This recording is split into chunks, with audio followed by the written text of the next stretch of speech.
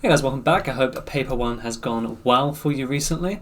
And today we're just going to go on to preparing for paper 2 now, doing more of these aiming for grade 9 papers. This time we're going to do the set 2, or the 2022, paper 2 higher tier. Again, all of these answers have been checked. The link will be in the description, so feel free to attempt it before watching this video and using this as a mark scheme, or you can have a go at this paper a bit later on. But let's get started. So question 1, we have a triangle ABC. We need to work out the length of AB. Now if we have a look at this, the first thing I notice is that it's a triangle that isn't a right angle triangle. So I'm immediately thinking sine and cosine rule, right? Non-right angle triangle, cool. Then I look at what I have. Well, I have two angles, right? And have a side. So if you ever have more than one angle, generally speaking, it means you're going to use the sine rule. If you remember what the sine rule is, we have sine A equals sine B sine C. And if you're, so this is, you can just use this one formula, right? However, if you're working out a side, it's sometimes more beneficial, which we are working out a side in this case, to actually flip everything upside down, because it makes the rearranging a lot faster. So you don't need to memorize two formulas. However, I will say that knowing both of them will speed up your rearranging, make it a bit easier for you. So use this one if you're working out angles, and use this one if you're working out sides. In this case, work out sides. Okay, cool. So what is the sine rule? Well, with the sine rule, all you need is you need a side and its opposite angle, and then you need another angle or side to work out the corresponding side. So in this case, I actually need to work out what this angle is here. And that shouldn't be too bad, because all it is going to be 180 minus these two added together. 34 plus 26 is 60. So that angle is 120 degrees. Okay. Now it doesn't actually matter what we call A and B, really. However, let's just keep it nice and simple. This is capital A, it's lowercase a. The side AB, I'm going to call that lowercase b, and big B for the angle. Now if we sub that all in, we get 23.8. And again, I'm using the second formula over here, so on the right hand side, over its opposite angle, which is sine 120, is equal to side B, which is what I'm interested in, over sine 34. And then all we need to do is rearrange this for the length. So if I times both sides by sine 34, I'm going to get B is equal to 23.8 over sine 120 multiplied by sine 34. And then all we need to do is put this in our calculator and give our answer to one decimal place as stated in the question. So 23.8 over sine 120 multiplied by sine 34 equals 15.4 centimeters. Let's go rounding up. Okay, 3 marker, not too bad hopefully. A is a pretty tricky for a first question, but that's all we got to do for that one. Here we have a 4-mark compound interest question, and it's pretty tricky. So we have Louise invests X pounds in better investments for 3 years, so that's this one on the left, and Sadiq invests X pounds in County Bank for 3 years. Okay, and County Bank has some kind of variable interest rate. It says at the end of the 3 years, the value of Louise's investment is £344,605. Work out the value of Sadiq's investment at the end of 3 years. And of course, the problem is we have no initial amount. However, if you notice, they're both X pounds, right? Which means they both invested the same amount of money. So what I would like to do with questions like this, especially when you're comparing, is I like to split the question in two.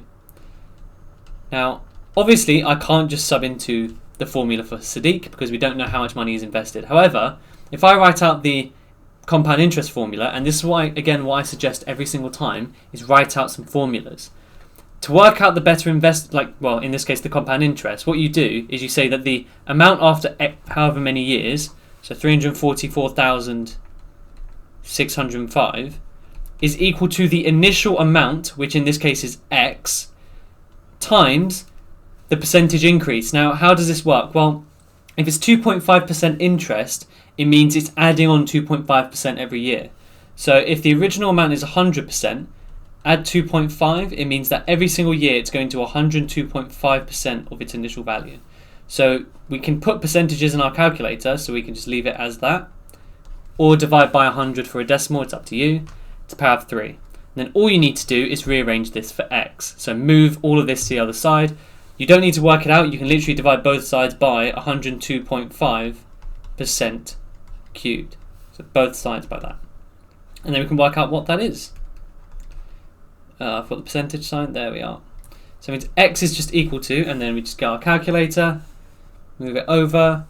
So 344,605 over 102.5% button cubed. And she started off with £320,000. Okay, cool. That is the first step. And I'll show you exactly where you get the marks right now. So you get the marks for subbing into a formula or working out the percentage change, and then for working out this. So now we have half the marks already because it's a 4-mark question. So now we need to work out how much Sadiq had at the end of 3 years. Well, if you look, we have this bank that has 2 different interest rates. It's 2% for the first 2 years, 3.5% for every extra year. So you can, using this formula is really powerful because you can actually just chain on additional interest rates. Completely fine. So 2% increase means it's at 102% of its initial value. 3.5% would be 103.5% because all we're doing is 100 plus the percentage. Easy, right? So the amount after X, Y, Z years is going to be something, but it's going to be the initial amount, £320,000, multiplied. Now if you have 2 interest rates, because this one we only had 1, all you're going to do is write the first interest rate. It actually doesn't matter the order, but we'll keep it in order. And how many years was that for? That's for 2 years. Yeah? Then we can actually times the next interest rate, 103.5%. And that's it. And if there was another interest rate, we could just do another one. And if it's for 5 years, we put a power of 5. You can just keep chaining it on, nice and easy. And that will give us, so this actually gives us the 3rd mark, and that will give us our final answer, which is also the 4th mark, of course. So 320, 1, 2, 3, multiplied by 102% squared times 103.5%, and double check that's fine. Yep, that's correct. And you get that amount of money. So I'm going to write this out as £344,580.48. And that is it for that 4 marker. So again, my recommendation is always to write out the information that they give you, and generally speaking you'll find a method from there. For this question we have a graph that gives us information about the volume, V litres of petrol in the tank of Jim's car after it has travelled a distance of D kilometres. So basically it's how quickly his car is using fuel, right? Depending on how far it travels. Makes sense. And all we have to do is find the gradient of the graph. Okay, cool. So all you want to do is look at the change in the y and the change in the x. So if you look here, it starts off at, each of these small squares is 1. So that starts off at 27 litres. And it goes down to 0. So what we're going to do is do 0 minus 27 because it ends at 0 and it starts at 27. The distance, well, it ends at 300, starts at 0. So we're going to do 300 minus 0. Put this into our calculator and job done. So I'm actually just going to cheat it, minus 27 over 300 because obviously the zeros don't really do much. And we get 0 minus 0.09. The minus is of course important, okay? You don't actually need to give units, which is nice. However, part B, you kind of have to describe the units, okay? You can say this in about a million different ways, okay? But I have told you in previous videos that there is a special way of saying this that it will work for any graph, okay? All you do is you say it's the y-axis per unit x-axis, okay? So we can say volume used, or just volume per unit distance. That's it. Or you can just say volume per unit distance. That's completely fine and you will get the marks for it, okay? But keep in mind that on a lot of mark schemes, they don't show you every interpretation. The mark is for a correct interpretation, which means there's actually a lot more than what they put in the mark scheme, okay? So just keep that in mind when you're doing these kinds of questions. Question 4, a nice quick 1 marker. However, it is one that I've noticed a lot of students might not get right. write down the coordinates of the turning points of the graph. So this has been put into completing the square form, right? Now the turning point is where the graph turns, right? Shocking, I know. And here's the rule. You flip the sign of whatever's inside the brackets. So in this case it's plus 12, so we're going to make it negative 12. And you keep what's outside the exact same. Now, obviously that might not be good enough for some of you, so I'm going to explain why. But if you're done, then just move on to the next question. So as for why, well, the turning point when you have a quadratic graph tends to be the minimum point. It's the point that's lowest. So if I think about this, how can I make this equation as small as possible? Well, if I look at this squared bit, this is the bit that's changing, right? Minus 7 is constant. Well, if I look at that, if I make it negative, it squares and becomes positive. If I make it positive, it squares and becomes positive again. So the smallest this can be is 0. Now, how do I make it 0? Okay, well, what I need to do is sub in x is minus 12, right? That's the only way that this bracket can be 0. That's where the minus 12 comes in. Now, if this bracket's 0, what's left over? Well, the minus 7, and that's why the minus 7 is on the outside. So for this question, we have a diagram representing a solid cone. It has a base diameter of 20 centimeters and a slant height of 25 centimeters. A circle is drawn around the surface of the cone, at a slant height of 10 centimeters above the base. The curved surface of the cone above the circle is painted grey. Work out the area of the curved surface that is not painted grey. And if you notice, it's only talking about the curved surface of the cone. So in a previous video, people forgot to add the area of the circle on the bottom, and that got them the wrong answer.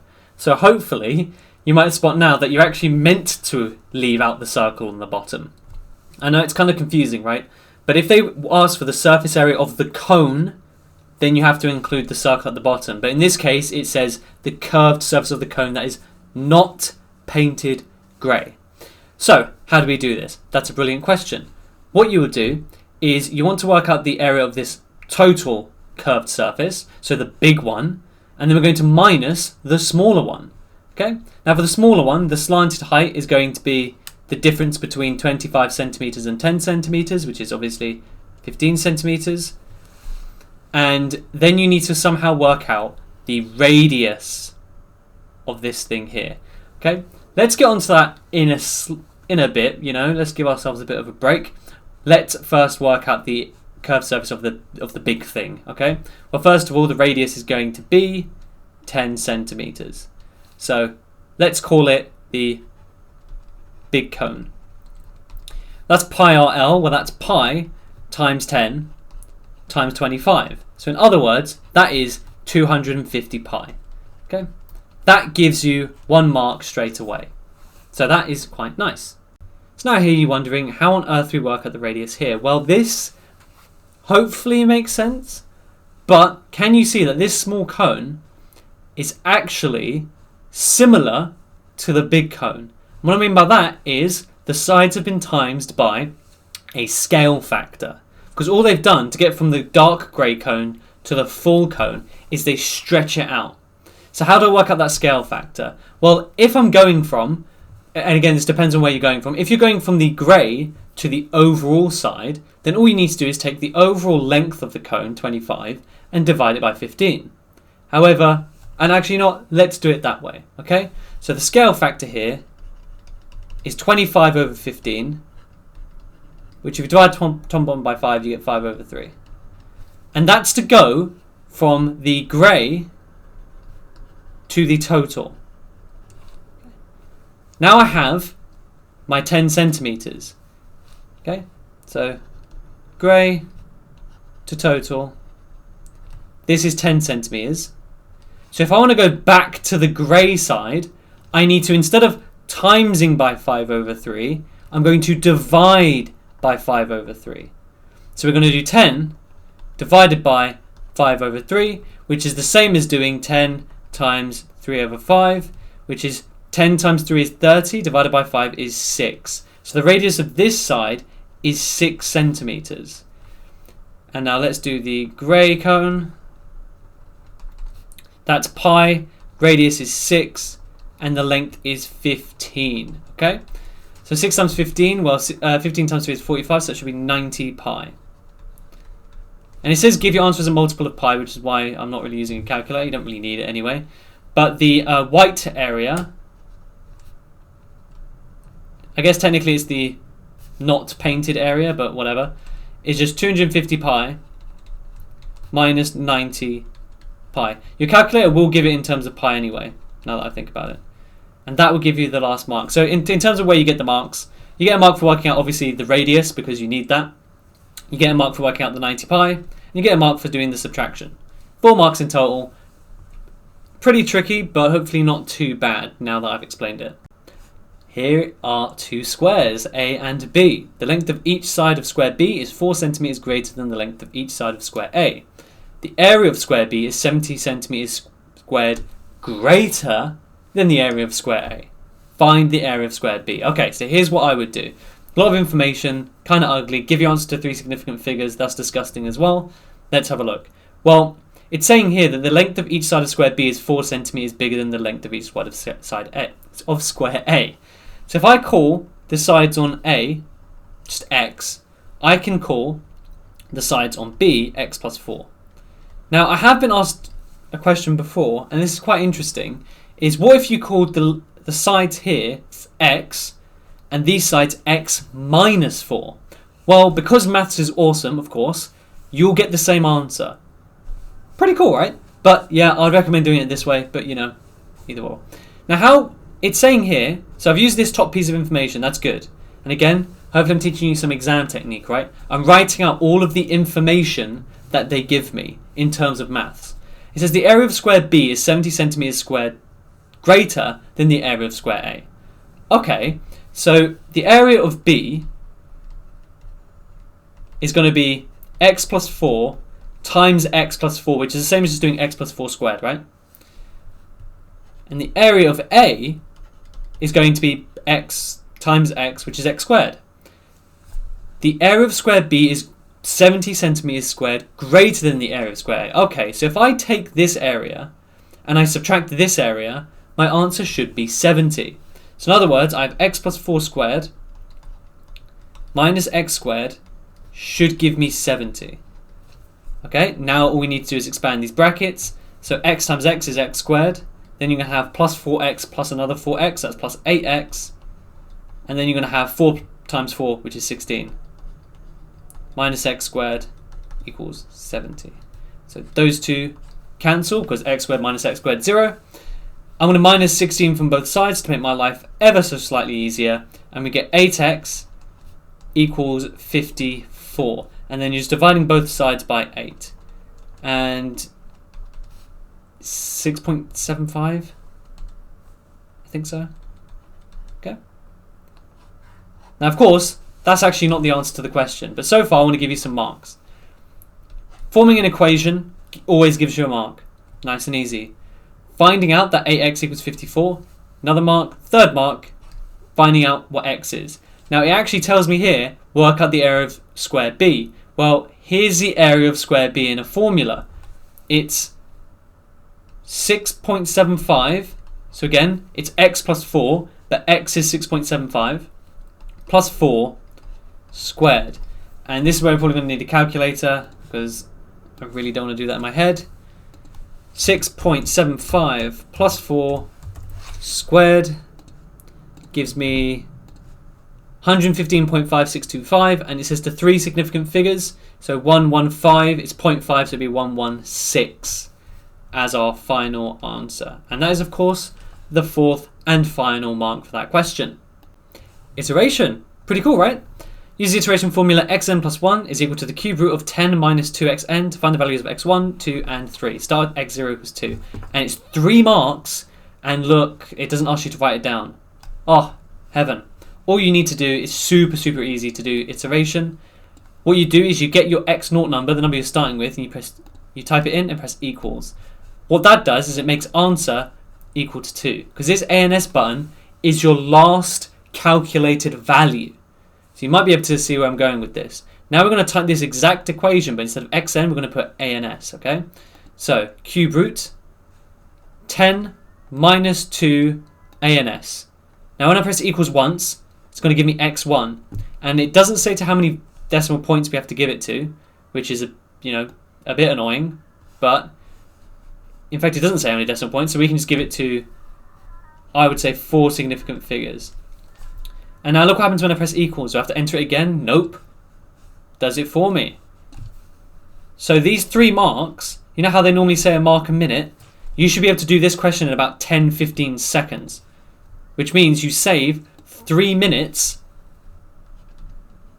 in the exam. Which is pretty damn good. It's pretty useful. Now here's the slightly trickier part. It says the values of x1, 2 and 3 found in part A are estimates of the solution of an equation in the form x cubed plus ax plus b is 0 where a and b are integers. Find the value.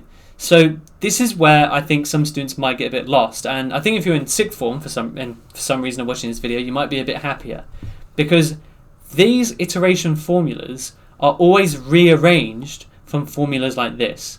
So all they're actually asking us to do is to rearrange this and get it into this form here.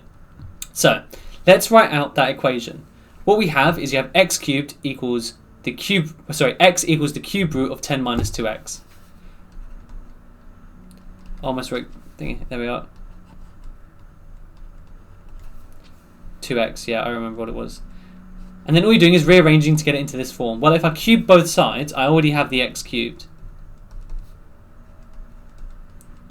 Then move everything to the left-hand side, we get x cubed plus 2x minus 10 equals 0. And if you look, the form is the same. A is equal to 2, if you compare it, and b is equal to minus 10. It's a bit of a tricksy question. I'm not 100% sure if everyone would get that because it's a bit of a niche piece of knowledge, but it isn't that bad once you know what you need to do. For this question, we have a histogram. We have some people who took part in the first round of a competition. The histogram gives information about the scores of these people in the first round. 20% of the people got a score high enough for them to qualify for the second round. Work out an estimate for the score needed to qualify for the second round. Okay, so this is where things can get a bit interesting, okay? So if we think about what we need to work out an estimate for the score needed to qualify for the second round. Okay, that's not too useful yet, but it says here 20% of the people got a score high enough for them to qualify. Okay, so what I need to do is work out the total number of people and then find 20% of it, right? So how do we do that? Well, if you remember, the area under the bar in a histogram is equal to the number of things, so the frequency inside that group. So in this case, it's going to be the number of people in that group. So all we need to do is find the frequency density times it by the class width. So in this case, I can see that it goes from 0 to 1 in 10 squares. So then this must be 0.5, 0.6, 7, 8. So that's 0.8. So this one here is going to be 0.8 times 5, which should be 4. Okay, we're going to do this with all of the different bars. So this one here is going to be 1.6 times the width. It goes from 5 to 15, so that's times by 10. Probably didn't need a calculator for that, but oh well. 16. And on top, I'm just writing out all of the different numbers in each of these groups, okay? 2.1, 2.2, so 2.2 times 10 as well. Yeah, I didn't need a calculator for that either, so 22. And you're getting marks, by the way, just so you know. You get a mark for getting all of these values correct that I'm about to do. So that is 15 times 1.2. So let's use a calculator for that. 18. There you go. We have got 1 mark now officially out of a 4-mark question. So not too bad, hopefully. Now I want to add all of these up to find the total number of people. So we're going to do 4 plus 6 plus 22 plus 18. So 22 plus 18 is 40, 46, so there's 60 people in total, right? Perfect. That gives us the second mark. Now we're going to work out 20%. So 20% of 60. So you can do this in whatever way you want. You can, find 10% and double it. You can use your calculator, just do 20% multiplied by 60. Anything you want, turn it into a decimal, whatever you want to do, but the answer is 12. That gives you 3 marks so far, okay? So this is kind of one of the most important things about exam technique, is even if you don't get the right answer, you get most of the marks, right? The answer is only worth 1 mark. So in a 4-mark question, it's only worth 25%, okay? So in this case, I've done some reasonably easy maths to get most of the marks. Now here's where things might get a bit tricky, okay? only 20% of the people got a score high enough for them to qualify in the second round, right? So, logically speaking, they will be the top 20% of the score, right? Logically. Now, if I have a look, we're going to just basically see that the first 20% is going to be somewhere inside this first rectangle, because this rectangle represents the top 18 people, right? So all we need to do now is work out how far from the right we need to draw a line. So how do I do that? Well, if I have a look, I want 12 people and I have 18. So 12 over 18 as a fraction, so divide top and bottom by 6, you get 2/3. So we're going to go 2/3 of the way along from the right. And again, we're going from the right because we're looking for the top 20% of people. Again, that's why this question is a bit tricky. Normally in this case, you'd go from left to right, but in this case, we're going from right to left. So 2/3, well, the overall width is 15, so 2/3 of that would be 10. So we're going to put a line straight up from 30. Because again, 2/3 of the width, which is 15, is 10. So we're going 10 from the right. And that's what you need to do. So work out an estimate for the score. The score would have to be 30 for the final mark. This question right here is a classic example of the cosine rule. So we have a triangle here and it's not a right angle. So just like earlier in the paper, that means we're thinking of the sine rule and the cosine rule. Now in this case, we want to work out a third side and we're given two sides and the angle between them.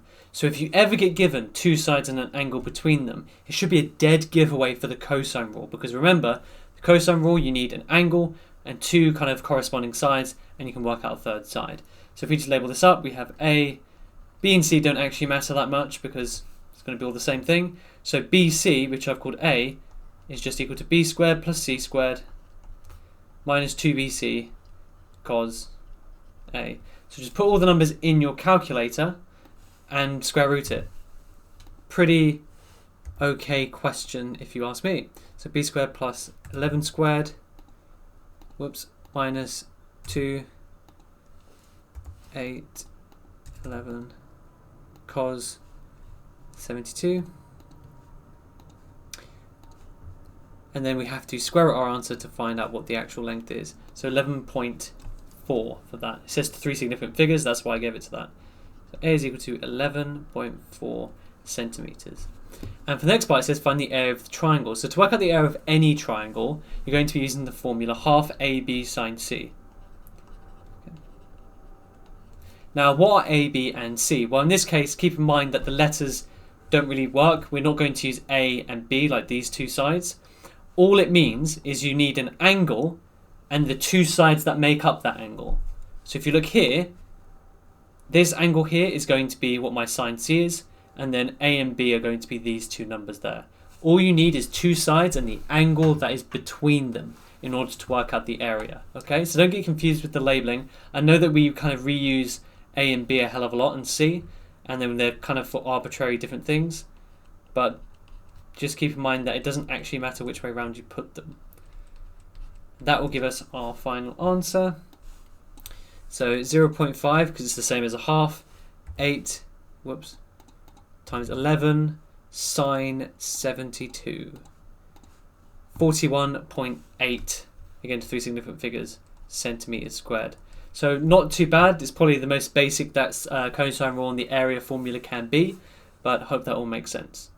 Here we have some coordinate geometry. So we have a sketch of the line L, and we get given two coordinates, P, which is -6 and 0, and Q, which is 0, 3. And then we have some point R all the way on the other side of the planet. They're on the line L, of course, and R is a point such that PQR is a straight line, and P to Q to R is 2 to 3. Find the coordinates of R. So this is actually quite an interesting question. The first thing I want to look at is this ratio over here. This ratio is basically saying that Q to R is going to be 3 over 2 times bigger than P to Q. And the reason for that is if I change this back into an equation, we're going to have PQ, we're going to have something QR. Now if I look at this, QR corresponds to the 3, so it's 3 times bigger. So we're going to put the 3 in front of the P. And PQ has the 2, which means it's 2 times bigger than this. So if I rearrange that, we get QR is equal to 3 over 2 PQ. Okay, and that is in terms of a distance, okay? So the length of QR is going to be 3 over 2 times bigger than PQ. Okay? So, how does this help me? Well, if I look at the change in the x coordinates, from P to Q, the difference is 6, which means from Q to R, the difference is going to be 6 times 3 over 2. 6 times 3 is 18, over 2 will give me 9. So that is my x coordinate. For the y coordinate, we do the same thing. It goes from 0 to 3. So then all we need to do to go from the top, go all the way to the top, is we're going to do 3 times 3 over 2. That's 9 over 2, which is 4.5, or 9 over 2, however you want to kind of swing it. So yeah, difference is 3. So 3 times that would give me 4.5, or 9 over 2. Okay, so hopefully that's all okay. Just so you're aware, that is exactly what you do for this question. So for part B of this question, all we have to do is find an equation of the line that is perpendicular to this line and passes through Q. So there are two things that you need whenever you talk about a perpendicular line. You need a gradient of the normal line, and then you need a coordinate. And we have the coordinate already because we have coordinate Q. So now we just need to work out the gradient of the line L, inverse it, and then make it negative, or just change the sign. So let's work out the gradient of L really quick. If we just take Q and P as the 2 points, difference in y is 3 minus 0 over 0 minus minus 6. So in other words, it is a half, right? Because it'd be 3 over 6. Which means the gradient of the perpendicular line is going to be minus 2. Flip the fraction to get 2 over 1, so just 2, and then change the sign. So in this case, from positive to negative. So now if we sub that into our equation, y equals mx plus c, we get y equals minus 2x plus c. Sub in the coordinates of Q, which are x equals 0, y equals 3. So x equals 0, y equals 3. Not exactly sure why they gave you so little space in this case, but whatever. And actually, I just realised, since this is the y-intercept, we don't need to do this. So if you spotted that you can just put 3 as c, you are 100% correct. But if you sub it in, you get 3 is equal to minus 2 times 0 plus c. So c is equal to 3. So your final equation is minus 2x plus 3. And again, because c is the y-intercept, you could have jumped straight there by looking at q and seeing that it was the y-intercept. For this question, we have two shapes, a and b, and we need to describe fully the single transformation that maps A onto B. So if we look at this is what I'm thinking. First of all, I can see that they're different sizes, which means it's definitely an enlargement. Okay? Change of size is always enlargement. So here, you normally get 3 marks. In this case, they give you 2, but you get a mark for the actual statement of what it is, so enlargement. Then you'd have to say by scale factor what? So how would you work out scale factor? Well, all you'd need to do is take like a pair of sides. So this here, the base is 2, and here the base is 3. So the scale factor is going to be 3 divided by 2, right? So that's 3 over 2. But wait, the key thing here is, can you see that the orientation has actually changed, right? If I just say scale factor 3 over 2, then it should get bigger, but this thing should be the other way up. So it should be going up like this. In fact, it should be more like this. Okay? So it means it's a negative scale factor. So here's a hint. If it changes size, it's always enlargement. If it also kind of flips or changes orientation, then it's a negative scale factor. Okay? That gives you another mark. Now, you might think, okay, well, this is 2 marks, so I'm done, right? But in normal questions, it's worth 3 marks. You need to say what the center is.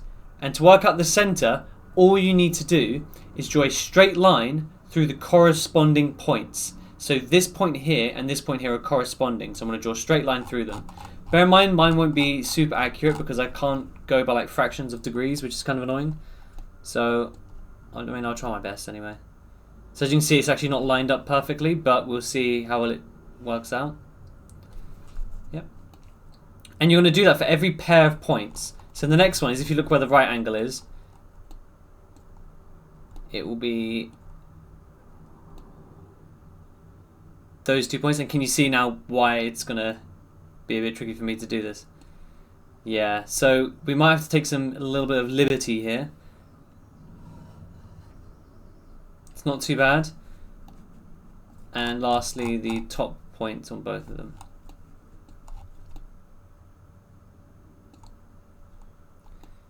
Yeah.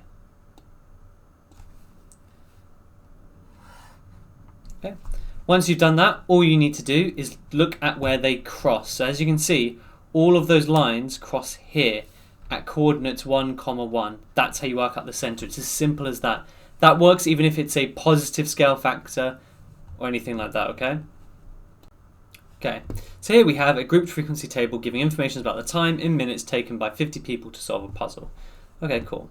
Brian was asked to draw a cumulative frequency table for this information. This is the table he drew. Write down one thing that's wrong. Now, on first inspection, it actually looks okay, right? Because the first thing I would check is I'll check that all the numbers add up correct. So cumulative frequency means you add as you go on. So 5 should be 5 here, good. Then we're adding 8, so that'd be 13, yeah. Add 12, that's 25, good. Add 15, that's 40. Add 7, add 3. It looks fine, right? This is where things might get a bit obscure, is technically speaking, this stuff here should not actually exist. So what I mean by that, all of this is actually wrong. If you want to put a kind of lower bound on the inequality, it should be 0. Now think about why. Cumulative frequency means it adds up to that point, right? Now, here it's saying there's 5 between 0 and 10. That's good. But if I read this, technically it's saying there's 13 between 10 and 20. That's not correct. There's only 8. So technically this should just be 0 to 20, 0 to 30, 0 to 40, 0 to 50, and 0 to 60. Otherwise it doesn't actually make sense. This is a very sneaky and sly question. Normally the mistakes are a little more obvious, but it is a technically correct thing that they could ask you, right? So just so you're aware, whenever you're doing cumulative frequency, if they ask you to draw a table from scratch, you can't have... you can do one of two things. Either you don't have the lower bound, that's fine, so you just write t is less than 10, t is less than 20, t is less than 30, so on. Or you have to start off with a 0, okay? So in this case, it's just that the inequality should start with 0. Inequalities should start with 0, okay? Or any kind of implication of that. You can also say that they just shouldn't exist, if that makes sense, okay?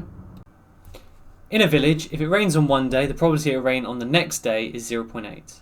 If it does not rain on one day, the probability that it will rain on the next day is 0.6. A weather forecaster says there is a 70% chance it will rain in the village on Monday. Work out an estimate of the probability that it will rain in the village on Wednesday. Now here is where things might get a little interesting. Now, this is called conditional probability, and so a probability tree is a pretty good idea. The problem is that it's Monday, Tuesday, and Wednesday. And then it has a bunch of different probabilities. So it's going to be a very ugly and complicated one. So I'm going to show you something that might help. If I just write out the days as Monday, Tuesday, and Wednesday. Okay? Okay? We'll leave it as that for now. We want the probability that it will rain on Wednesday. So what are the possibilities? Well, it could just rain all 3 days. It could rain, not rain, and then rain again. It could not rain, rain, and then rain. It could also not rain on 2 of the days and rain on the last day. That's all the combinations we have. Now again, they haven't really given me much space because, apparently there's limited paper in the world. But hopefully that makes sense, right? Those are all the combinations. It has to rain on Wednesday, that's why I haven't done any other possibilities, alright? So now all we're going to do is write down the probability of all of these happening. And I'm going to write it next to the letters, okay? So there's a 70% chance that it will rain on Monday. So the chance that it rains on Monday is 0.7. 0.7. So the chance that it doesn't rain on Monday is just 1 minus 0.7. So 0.3, 0.3. Okay, that's fairly good so far, right? Now, here's where things get a bit funky. If it rains on one day, the probability it will rain on the next day is 0.8. So I can fill that in right away. Right? 0.8. Now that means the probability that it doesn't rain the day after it rains is 0.2. So that would be 0.2 here. Okay. That also means I can fill in the Wednesday, right? It rains before, so 0.8 here. Again, it rains the day before, so it's 0.8 here. So far I'm hoping this is okay. It then says if it does not rain on one day, the probability that it will rain on the next day is 0.6. So the probability it doesn't rain on that day is 0.4. Okay, so again this is n, that's n. So let's look at all of the combinations that have that. So not rain, right? So that's here. And then it rains the day after. That means that must be 0.6. And again, not rain and then rain is going to be 0.6. We can even do some of the earlier ones. It doesn't rain on Monday, so that means the probability it rains on the Tuesday is 0.6. And that means the probability it doesn't rain the day after it hasn't rained is 0.4. Is that all okay? Now all you need to do is times each row together, like this.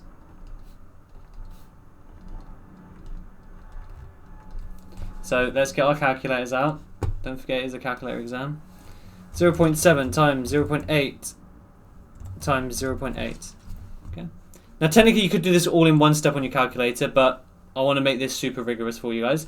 So that's 0.448. So that's the probability that it rains on Monday and Tuesday and Wednesday, all 3 days in a row. Then we're going to start again and do the next row.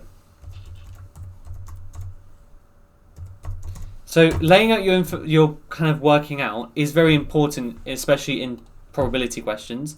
0.084. Do it in whatever way makes sense to you. Like I could technically do this in my head, but obviously that's not very useful for you guys. 0.3 times 0.6 times 0.8. So just pick a method that suits you. 0.144. Okay, so I'd recommend doing this question again. You know, give it like an hour or two. Make sure it's all out of your brain. And then try it in whatever way you kind of choose. And then once we get this last one, all we're going to do is... Actually, I'll explain that in 1 second. Can't do two things at once. 0.072. Okay. Now, it's asking for the probability that it rains on Wednesday. And we've come up with 4 different ways that can happen. So since there's 4 different ways, our actual answer is going to be all of these values added together, because it could be any one of them. So now we do 0.072. We're going to add 0.144, add 0.084, add 0.448. Add that all up, we get 0.748. So there's a 74.8% chance of it raining on Wednesday. So this town is definitely in the UK. But hopefully that makes a bit more sense. And you find some way of writing this out. A probability tree would work.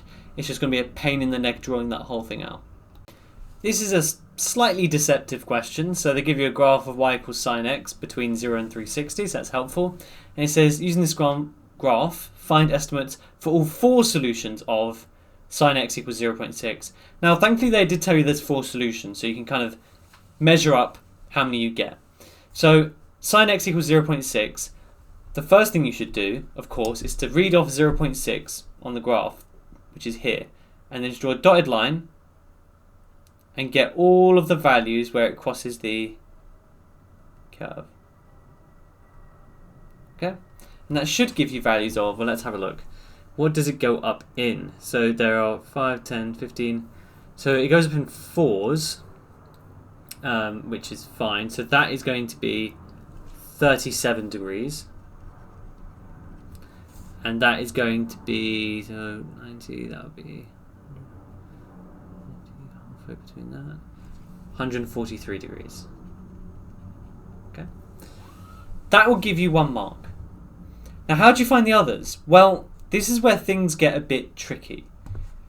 You are expected to know from either looking at the graph or from your general knowledge that this sine graph, sine in general, repeats every 360 degrees. And if you look, after this, it's going to just repeat the exact same shape as this. So the other two solutions are just adding 360 to both of these values. So 360 plus 37 would be 397. And 360 plus 143 would be 503. And those are your other two solutions that you can work out. And again, that's because sine repeats itself every 360 degrees. Right? So if I wanted to get some more values, I could add 360 to these two numbers. And then add 360 to those numbers. But it's specifically because if I add 360 to this, it's greater than 720. So that's why I wouldn't do that. Bit of a tricky question, to be honest. Very obscure knowledge that isn't really tested that much. But is what it is. It then says the graph of y equals sine x is reflected in the x-axis. Write down an equation for this graph. So reflecting the x-axis means it's going to look something akin to this. Right? And if you've noticed, all of the y values have been times by -1. So that means it's going to be minus sine x as your graph. Okay? So you can remember this as either, if it's reflection in x, the minus is outside the bracket. If the reflection's in y, then it's on the inside of the bracket. Or you can kind of use a bit of deductive reasoning and see that, well, all of the y values have been times by -1. Then says, here's the graph of y equals f of x. Draw the graph of y equals f of x minus 2. Well, it's inside the bracket, so it affects x, and it does the opposite of what it says. So instead of minusing 2, it's going to add 2 to x. So all you're going to do is literally move all of this 2 spots over. So take this coordinate, that would be here. This coordinate would be here, so we can draw that part. And then this coordinate would be 2 squares over, so it's going to be like a... I mean, obviously you'd use a ruler. It would be here. Okay. Let's just take each little point, drag it over 2 to the right. Nice and easy, hopefully. Here comes another set of transformation questions. How exciting. So the graph of the curve with the equation y equals f of x is shown on the grid below. On the grid above, sketch the graph of the curve with the equation y equals f of minus x. So I mentioned in the previous question that if it's outside the bracket, the negative, it's a reflection in the y-axis, the x-axis. In this case, it's going to be a reflection in y.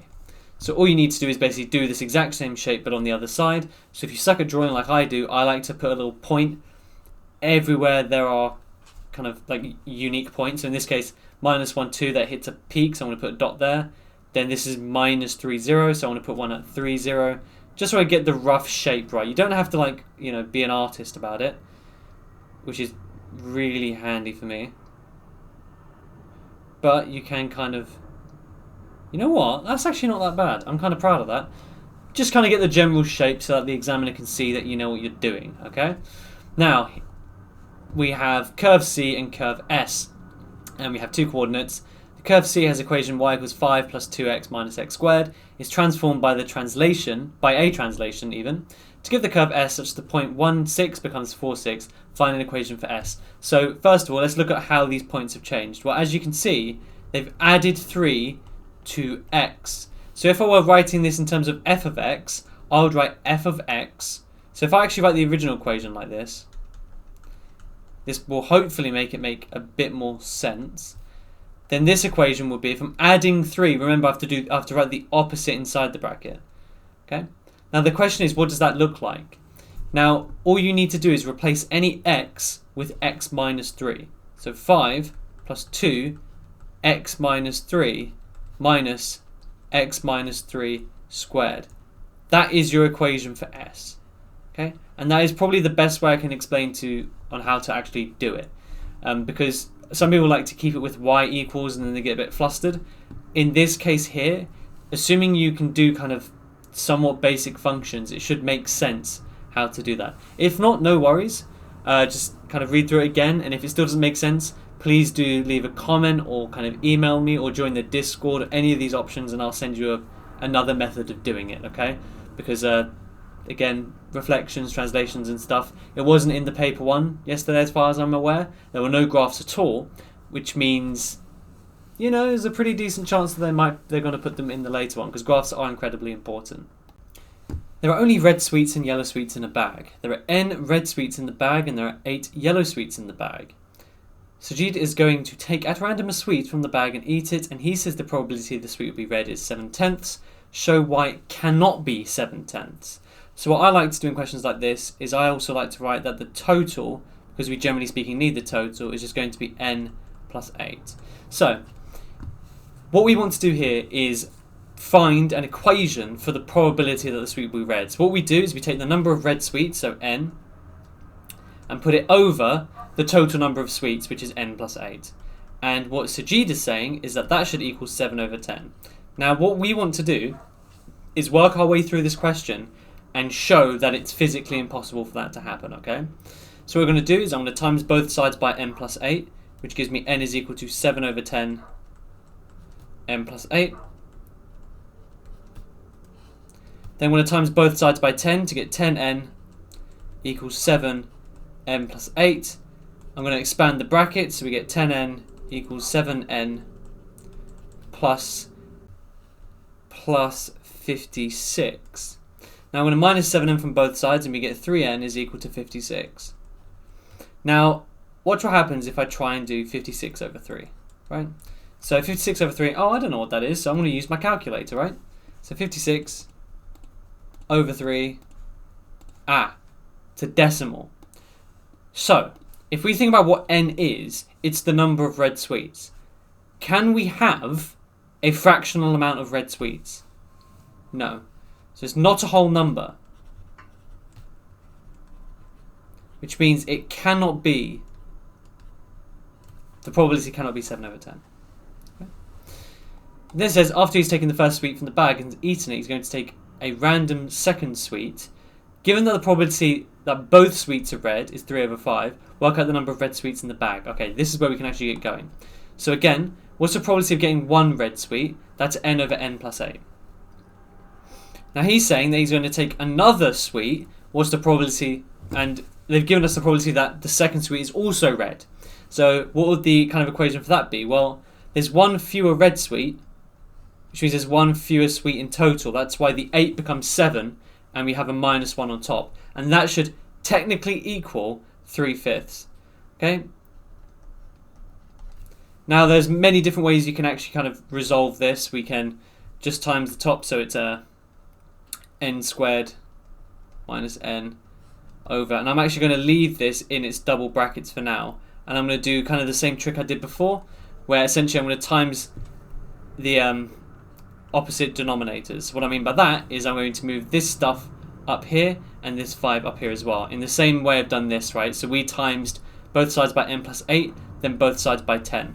So if I times both sides by n plus 8, n plus 7, and both sides by 5, we should get 5n squared minus n equals 3 n plus 8 n plus 7.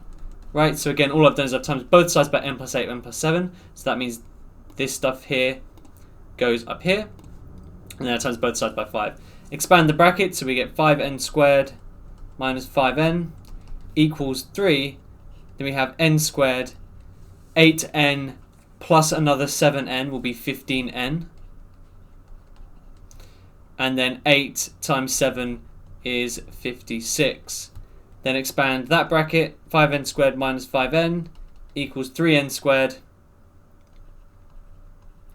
plus 45n plus 56 times 3, so 50 times 3 is 150, 6 times 3 is 18, so 168. Then we're going to move everything over to the left-hand side. Okay? So 5n squared minus 3n squared gives me 2n squared.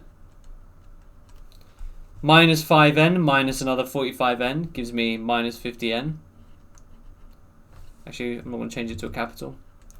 And then we just have minus 168. And my recommendation here would be to divide everything by 2. So divide the whole equation by 2. So 2n squared divided by 2 is n squared. 50n minus divided by 2 is 25. And then this is going to be 84 equals 0. And then two numbers at times to negative 84 and add to minus 25 would be minus 28 and 3. So n minus 28 n plus 3 equals 0. So either n equals 28 or n is equal to minus 3, right? Because all you do is you swap the sign in the brackets. And of course, it has to be the positive value because it's the number of sweets, right? How can you have minus 3 red sweets? That doesn't make any sense. So that will be the final part of this question. A, B, and C are 3 spheres. The volume of sphere A is 125 cubic centimetres, and for B, it's 27 cubic centimetres. The ratio of the radiuses, or radii, of sphere B to C is 1 to 2.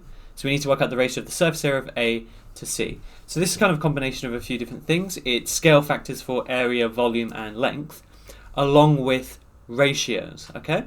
So what I would do is I would label, kind of lay out all the information they've given me, and that, generally speaking, gives me some marks, okay? Now, I will point out that there's a few different ways to do this. Some people like to make a big table of all the different things. That can work. I think it can get a bit messy and confusing, so I'm just going to write this. So for volume, we have the fact that A to B is 125 to 27. Okay? And then for ratio, for radius, which is basically a length, we have B to C is 1 to 2. Now I want the area of, ideally, A to C, right? Now the only way for me to get to area from volume and radius is I need to, if I have radius, I can square that scale factor to get the scale factor for the area. And if I have volume, I have to go down to radius by cube rooting and then square rooting back up to area. So it's quite simple in that regard. So to go down to radius for this, all I need to do is cube root both sides. And this is a calculator exam, so you don't have to worry too much about actually remembering what those values are. But hopefully from your non-calculator you remember. So now we have the ratio for the radius of A to B being 5 to 3. Now it says I want the surface area of A to C. So if you notice, I'm actually going to have to combine these two ratios, A to B and B to C. That's actually not too bad because we have a common letter B. So I need to make B the same in both ratio. So the easiest way to do that is to times this whole ratio by 3, because that will make the B's both 3. That gives me 3 to 6. So now, if I'm talking about the radius, the ratio of A to B to C is just 5 to 3, and again, because these 3's match, we've just kind of overlapped them, to 6. Cool, we're good so far. Now it says work out the ratio of the area, so surface area of A to C.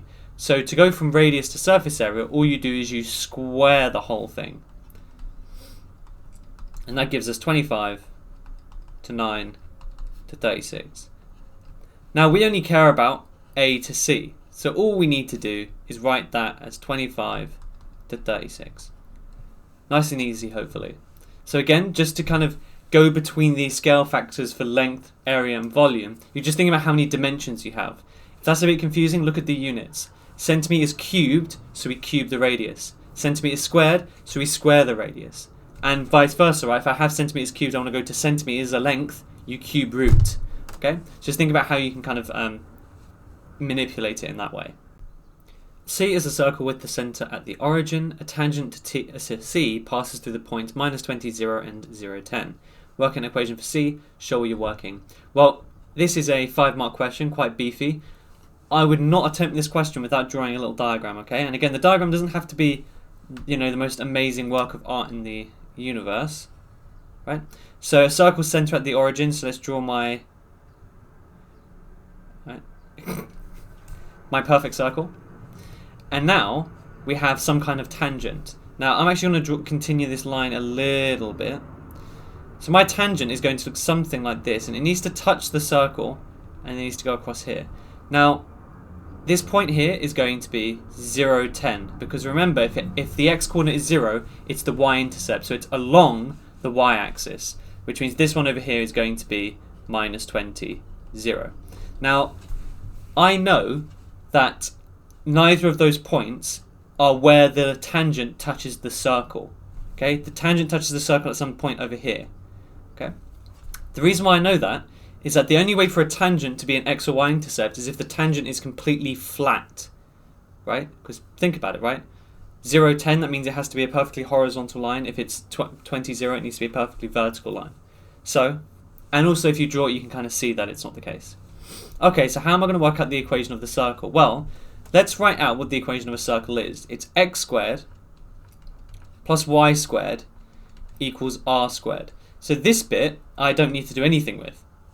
But I need to work out radius. And the radius is just going to be the length of this line. Now, this is quite an interesting question because tangents to circles, which I've done a whole video on, is the normal way around of doing it, where they give you the equation of the circle and you need to work out the equation of the tangent. In this case, they've kind of given it backwards. You can work out the equation of the tangent and then work backwards. And what I mean by that is, if you remember what the first step is to doing the equation of a tangent to a circle, is you work out the gradient of this line here, right? So what I'm going to do is work out the gradient of this line here. Now how can I do that? Well, tangents and radii are always perpendicular. So if I work out the gradient of the tangent, I can take the negative reciprocal to work out the gradient of the radius. Let's do that. So the gradient of the tangent is just equal to the change in y, so it's 10 minus 0 over 0 minus minus 20. That gives me 10 over plus 20, which in other words is just a half. Okay, perfect.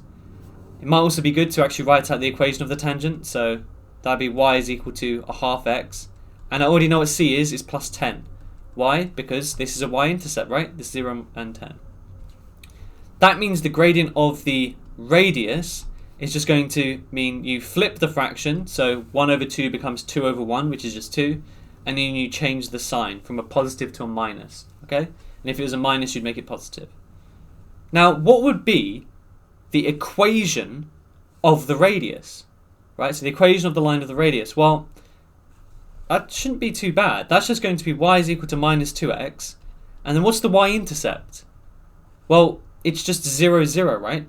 So the y-intercept is just 0 because it crosses the y-axis at 0, 0. Okay? So that is my equation for the radius, this equation right here. Okay. Now the reason why I've had to do that is working out the gradient, by the way, you get up to 3 marks. So you get mark here, mark here, mark here. 3 out of 5, that's not bad. Okay? So we've got 60% of the marks already, that's pretty good. The reason why I've had to work out the equation of the radius is because I need to work out the length of the radius. And how do you work out the length of a line in terms of coordinates? What you do is you take the two coordinates, subtract them, and then square them and add them, right? Because it's the difference of 2 points. It's just Pythagoras. So I need to work out these coordinates. And the only way to do that is to make these two equations equal to each other. Okay? Because here, they're intersecting. So it's minus 2x equals a half x plus 10. So let's move the half x to the other side. So that'd be minus another half x. So that'd be minus 5 over 2x equals 10. Divide both sides by minus 5 over 2. Right? Or you can just kind of times both sides by 2, that's 20. Divide both sides by 5, that would be 4, so it would be negative 4. Which means y is equal to, if I sub this into this equation, is equal to minus 2 times minus 4, which is plus 8. And that does look about right, doesn't it? Because it's on the left-hand side of the x-axis, so it's negative, and it's above the y-axis, above the x-axis, which means it's positive y. Okay, now the length of this is quite simple now. All you need to do is, so for the length, or the radius in this case, radius is just going to equal the square root, and you're going to use the difference in the coordinates. So obviously the difference, since the centre is just 0, 0, all you need to do is do the difference in the y coordinates, so that's 8 minus 0 squared, plus 0 minus minus 4 squared. Put that into your calculator and you're done. Technically we don't even need the square root because we're trying to work out r squared, right? But I'm just going to do it this way for fun. 8 squared, hang on, there we are, 8 squared, that's 7. 8 squared, there we go, plus 4 squared is 4 root 5. So now if I square that answer, I get 80. So r squared, I think that's 4 root 5, didn't it? Yeah. So r squared is equal to 80. So the equation of the circle is x squared plus y squared equals 80. Pretty tricky question, but hopefully if you go through it, it's not too bad. I think the bit that some people might have trouble on is the length of the radius here and potentially working out these two coordinates. Okay, so basically the last 2 marks that you get. So you get a mark for doing this, a mark for doing this.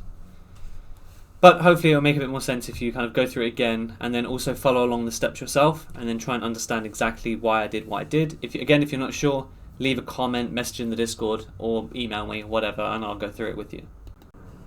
A hot air balloon is descending. The height of the balloon n minutes after it starts to descend is hn meters, and it's given by this equation here, where k is a constant that we don't know. The balloon starts to descend from a height of 1200 meters at 9:15, and at 9:16 it's at 1040 meters. Work out the height of the balloon at 9:18. So there is a special reason why they've given us this piece of information over here, these 2 lines here. Okay, and that is because we are going to be working out the value of k. So my h0, my initial value, is just 1200 meters. And I'm going to write that that's at 9:15 just so we can keep track. Now it's saying at 9:16 it's 10:40. Now what that means is it's 1 minute later, right? So in other words, if I use this formula, hn plus 1, so 1 minute after it's descended, is equal to k times the original plus 20. So h1, which is equal to 1040, is equal to k times 1200 plus 20. So all we need to do now is minus 20 from both sides to get 1020 equals 1200k. So then k is just equal to 1020 over 1200. And that is going to equal, well, let's use our calculator to make our life slightly easier. 1020 over 1200. So that gives us 17 over 20, so I'm going to leave it as a fraction. Cool. So our equation now, if I write it out, is hn plus 1 equals 17 over 20 hn plus 20. Now this is, again, 9:16, and they want me to work out 9:18, right? So in other words, they want me to do it 2 more times. So here's what I'm going to do. I'm going to just use my normal iteration method. I'm going to put the original number, 1200, equals, then I'm going to put k, which is 17 over, then I'm just going to write the formula basically. Now there's a reason why I'm going to start from the very beginning again, because I'm actually going to be able to check if my value of k is correct. Because if it is, then this should give me 1040. So I know for sure, 100%, that I got k correct, which by the way gives me 2 marks in total out of a 4-mark question. Okay, so at 9:17 it's 904. 9:18 it's 788.4, which is the correct answer, 4 marks. So then at 9:18 it's equal to 788.4 meters. So hopefully that's not too bad once you kind of lay it out. Again, the kind of exam, I'm trying to show you exam technique here, so how I'm reading through the question. Just write out the information in terms of equations and maths, and generally speaking you get an idea of what you need to do. So for this question we have A, B, C and D are 4 points on a circle. Cool, which means it's going to be a cyclic quadrilateral then, right? SBT is a tangent to the circle. ABD is 20 degrees. The size of angle BAD to BCD is 3:1. Find the size of the angle SBA. Give a reason for each side you're working out. Okay, well let's start working through this a bit carefully. Well, the tangent, okay, that kind of makes you think alternate segment theorem, because we have a segment here, right? This little orange slice is a segment, and we have a tangent that's creating part of it, or like leading off of it. So that implies alternate segment theorem. In fact, that means that these 2 sides here, this angle and this angle, are going to be equal, because again, they're in the same segment, right? Where that's like a little orange slice. Okay, then what about this ratio? Well, the way I like to write ratios in terms of geometry is I'll label the sides, so that's BAD and BCD, so that's those 2 angles, and if you look, they have a ratio of 3:1. Now I do this in probability and I do this in geometry, but what I do is I call the side that's 1, I just call it X, right? So BCD is x. Now, since BAD is 3 to 1, right, that means it's 3 times bigger. So I'll call it 3x. And I do this in geometry and probability just because it looks a bit easier to work out, okay? Because instead of using kind of fractions everywhere, which can get a bit messy, like a quarter plus 3/4 would equal this and blah, blah, it's just easier to have whole numbers. Okay, now if you remember, I said cyclic quadrilateral in the beginning, which was the first thing I thought of when I saw the 4 points on a circle. Opposite angles add up to 180. So, opposite angles, that means we can do 3x plus x equals 180. So 4x is equal to 180, which means x is equal to 45, half and half again. So that's, this angle is 45 degrees, and this angle here is 3 times 45 degrees, which is 135 degrees. Okay? Now, if you remember what I said before, I said that these two angles, here and here, are going to be equal to each other. Now, I have two angles in a triangle, which means I can work out this angle by just doing 180 minus 135 minus 20. So 180 minus 135, so if you minus 30 you get 150, minus 5, 145, minus another 20, 125 minus 100, so it'd be 25 degrees. Again, this is a calculator paper, so I don't know why I'm making it harder for myself. And then all you have to do is write that SBA equals BDA because of the alternate segment theorem. Okay? And that's it. So it's quite a quick question for 4 marks, but it is somewhat tricky to know how to use things, okay? So hopefully this makes a bit of sense. Hopefully you kind of learned something from the kind of ratio over here, making the numbers a bit easier for you to deal with. Again, in terms of where you get the marks from, you get a mark for working out this, you get a mark for obviously saying that these two are the same, and the reason, alternate segment theorem, and you also get a mark for working out the 25 degrees, okay? So all you need to do is give reasons for your working out, and you should get full marks, okay? So there aren't that many steps, but the reasons give you marks too. The time period t seconds of a simple pendulum of length L is given by the formula t is equal to 2 pi square root L over g. Katie uses a simple pendulum in an experiment to find an estimate for the value of g. Here are her results: 52.0 to 3 sig fig. T is 1.45 to 3 sig fig. We need to work out an upper and lower bound for the value of g. Use pi as 3.142.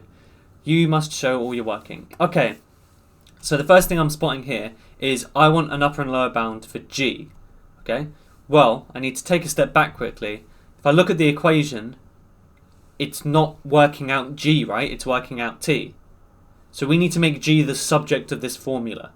And that is the first thing I would do, because working out what I need to sub in for g before I've rearranged it is very tricky. It's unneeded mental pressure. So here's what we're going to do. We're going to do some hopefully simple algebra.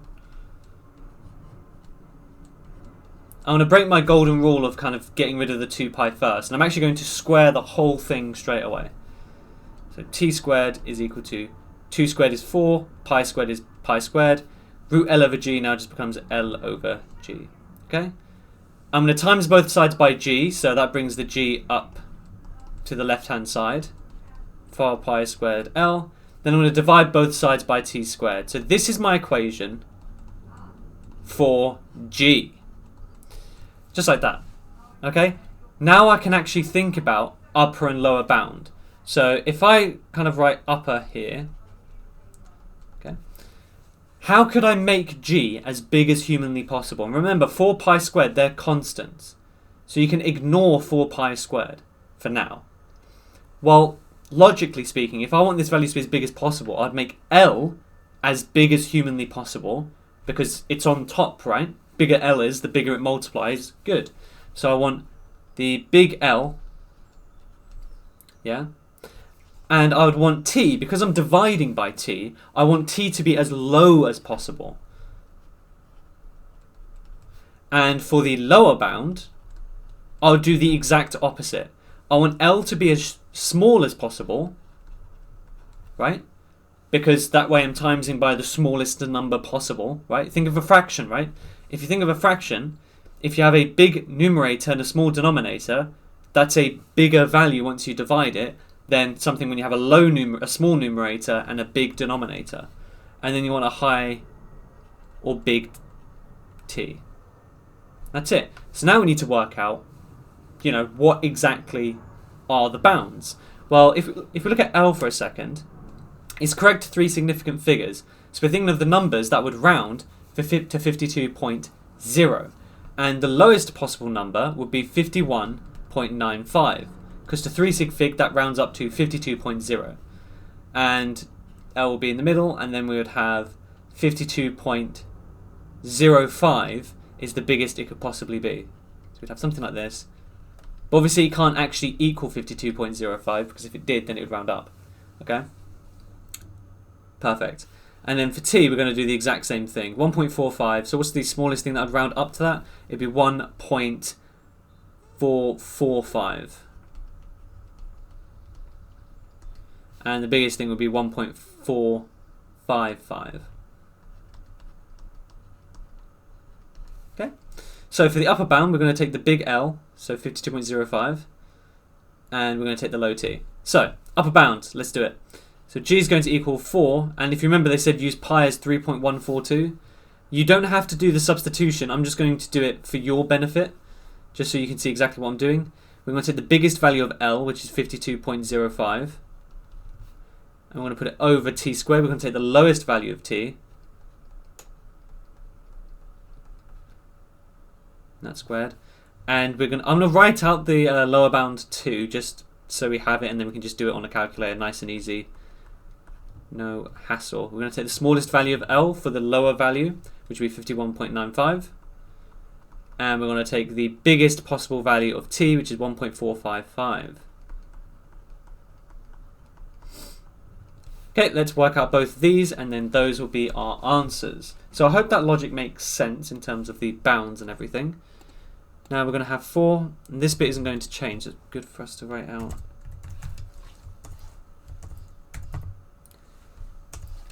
.05. Cool. On the bottom we have 1.445 squared. Cool. 984.367. So let's put that in there. Okay. 984. How many decimal places does it want? We should probably round it to 2 decimal places.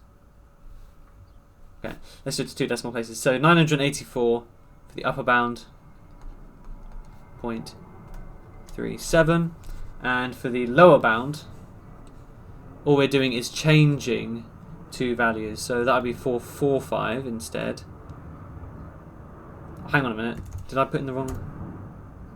Yeah, that's fine. I thought I put in the wrong one there for a second. 455. And we're going to change this one up here to 51.95. 969.02.